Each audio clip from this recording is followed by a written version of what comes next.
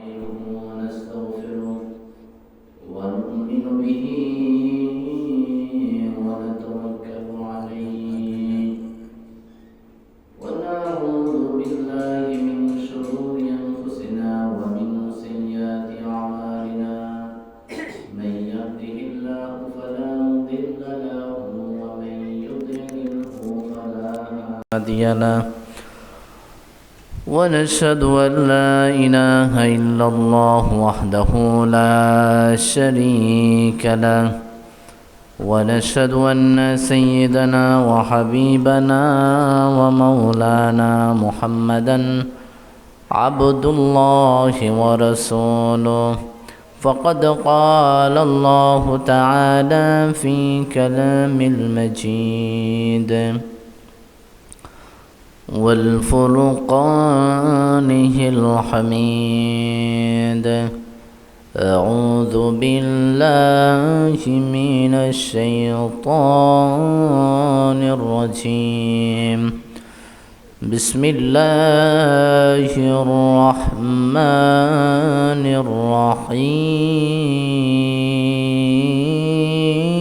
الرحيم يا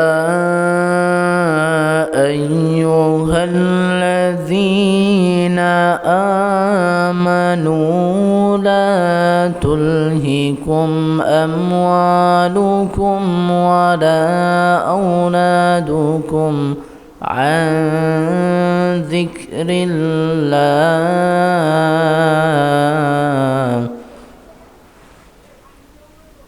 ومن يفعل ذلك فأولئك هم الخاسرون ومن يفعل ذلك فأولئك هم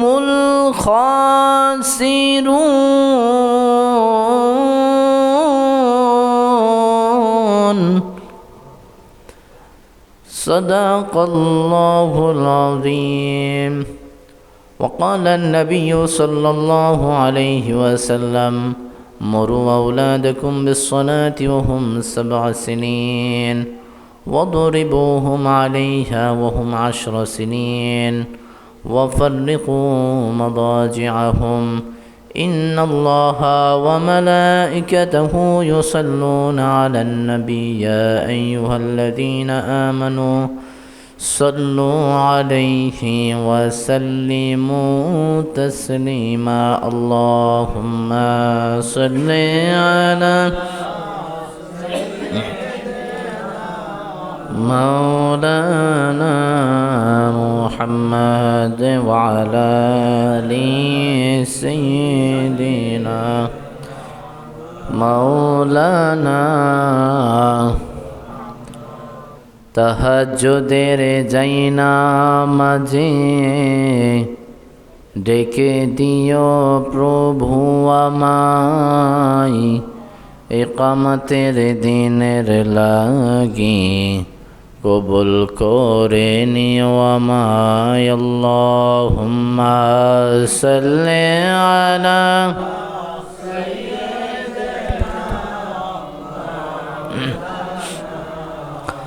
محمد وعلى آل سيدنا مولانا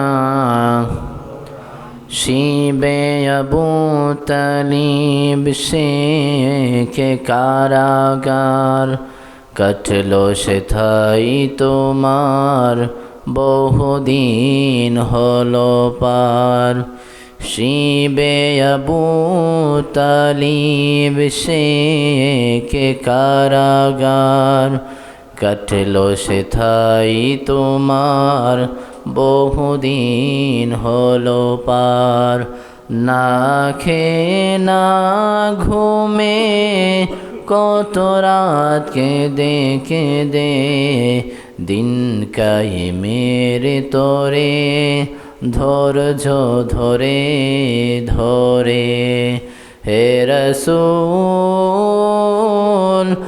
এসে গেল বদর উহুদ খন্দক পরীক্ষা জানমাল দিয়ে বাস শেষ হলো সব পরীক্ষা অবশেষে চলে এলো দিন কায়েমের বিজয় তরি রসুলে আমার বলে দিলেন খৈরুল কুরুনি করনি আল্লাহুম্মা সাল্লি আলা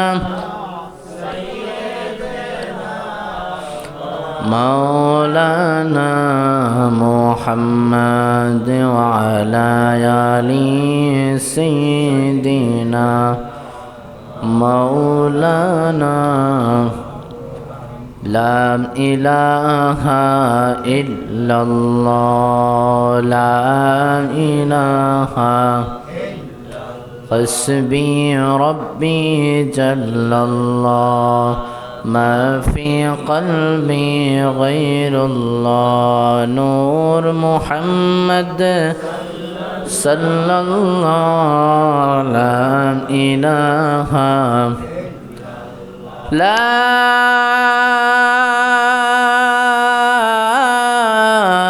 إله إلا الله মুহাম্মাদুর রাসূলুল্লাহ সাল্লাল্লাহু আলাইহি ওয়াসাল্লাম। সকলে বলি আলহামদুলিল্লাহ। মোহাব্বতের সাথে বলি আল্লাহু আকবার। রব্বানা লাকাল হামদ হামদান কাসীরা طيبا মুবারাকান ফীহি ইয়া রব্বি لك الحمد كما ينبغي لجلال وجهك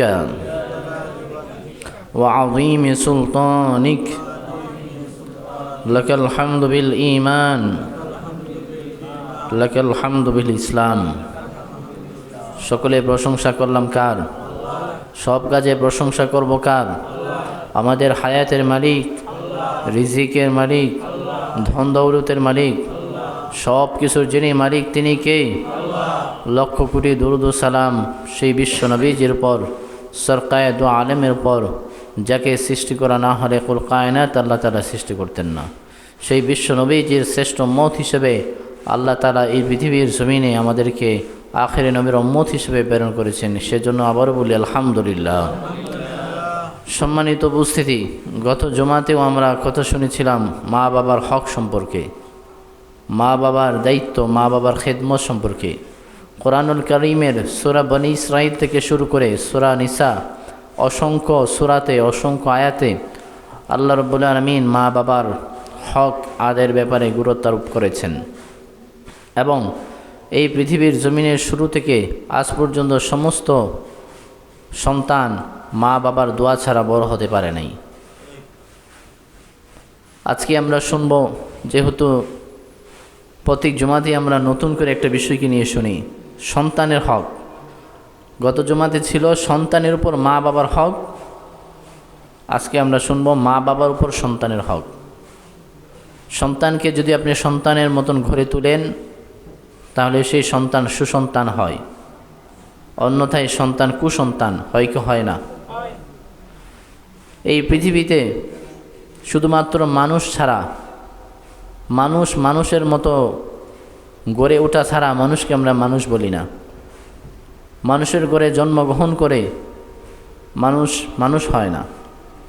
মানুষ হওয়ার জন্য তাকে অনেক সাধনা, অনেক স্যাক্রিফাইস, অনেক ত্যাগ তিতিক্ষা করতে হয়। কথা বলেন ঠিক না? সেজন্য কোনো সন্তান যদি সামাজিক এবং সামাজিক মূল্যবোধের অবক্ষয় করে দেয়, সামাজিক শিষ্টাচারকে যদি বিনষ্ট করে দেয়, আমরা সেই সন্তানকে বা সেই মানুষকে আমরা অমানুষ বলি। তখন বলি যে অমুকের ঘরে একজন অমানুষ হয়েছে, মানুষ হয় নাই। কথা বলেন ঠিক না? দেখতে মানুষের মতো, পঞ্চ ইন্দ্রিয় সব কিছু ঠিক আছে, কিন্তু তার অ্যাক্টিভিটিস মানুষের সাথে, তার নৈতিকতা, ন্যায় নীতি ঠিকভাবে না থাকার কারণে মানুষের গড়েই জন্মগ্রহণ করেছে, দেখতে মানুষের মতো নেই, চলাফেরা সব কিছু মানুষের মতো হওয়া সত্ত্বেও তাকে আমরা অমানুষ বলি। কথা বলেন ঠিক না? একটা গরু, মহিষ, ছাগল, দুম্বার গড়ে জন্মগ্রহণ করার পরেই আমরা হয় তাকে গরু, গরুর বাছুর, ছাগলের বাচ্চা, বাঘের বাচ্চা, সিংহের বাচ্চা বলি। এই উপাধিটা অর্জন করার জন্যে গরুর বাছুর, ছাগলের বাচ্চা, সিংহের বাচ্চা কোনো স্কুল প্রতিষ্ঠান, কোনো নৈতিকতা, ন্যায় নীতি কোনো কিছু শিখতে হয় নাই। কথা বলেন ঠিক কিনা? একমাত্র মানুষ যাকে আল্লাহ তাআলা বলেছেন আশরাফুল মাখলুকাত, সৃষ্টি জগতের মধ্যে যত সৃষ্টি আছে সমস্ত সৃষ্টির মাঝে শ্রেষ্ঠ সৃষ্টি।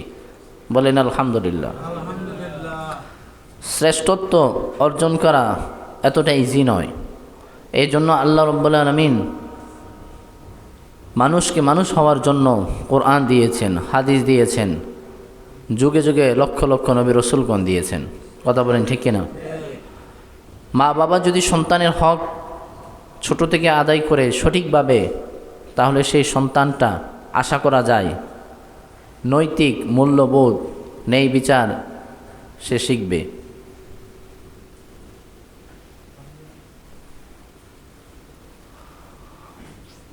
তাহলে এক কথায় আমরা বুঝতে পারলাম যে সন্তান, সুসন্তান হওয়ার পিছনে মা বাবার অবদান কম না বেশি? মা বাবার ঘরে জন্মগ্রহণ করার পর মা বাবা যখন অনেক বয়স্ক হয়ে যায় তখন সন্তানের দায়িত্ব আসে। মা বাবার হকটা আদায় করা সন্তানের উপর দায়িত্ব হয়ে আসে, কিন্তু সন্তানের দায়িত্ব বাবার উপর শুরু হয়ে যায় একজন পুরুষ বিয়ে শাদী করার আগ থেকে। এখন যেই যুবকরা বিয়ে শাদী করে নাই, সেই যুবকের দায়িত্ব তার অনাগত সন্তানের উপর চলে আসছে। আপনার ওরসে, আপনার মাধ্যমে যে সন্তান ভবিষ্যতে হবে, এখনও হয় নাই, বিয়ে শাদী আপনি এখনও করেন নাই, কিন্তু আপনি প্ল্যান করতেছেন আগামী 2 মাস পর, 1 বছর পর আমি বিয়ে করব। এখন বাবা, এখনও আপনি বাবা হন নাই, কিন্তু ভবিষ্যতে বাবা হবেন, সেই আশায় আপনার সন্তানের দায়িত্ব আপনার উপর চলে আসছে যে একজন নেককার স্ত্রী আপনি চয়েস করা। সুবহানাল্লাহ বলবেন না? তাহলে সন্তানের দায়িত্বটা কত সেনসিটিভ চিন্তা করেন। আপনি বাবা হিসাবে যে কোনো একটা নারীকে বিয়ে করা মানেই হচ্ছে সন্তানের হক আপনি প্রথমে নষ্ট করে দিলেন। সেই জন্য নেককার স্ত্রী চয়েস করা এটা হচ্ছে সন্তানের প্রথম হক। চরিত্রবান স্ত্রী চয়েস করা, বংশীয় স্ত্রীকে চয়েস করা, এটা হচ্ছে সন্তানের হক। এখন বলবেন হুজুর আমি তো বিয়ে করি নাই। বিয়ে করেন নাই, কিন্তু আপনার দায়িত্ব এখন থেকে শুরু।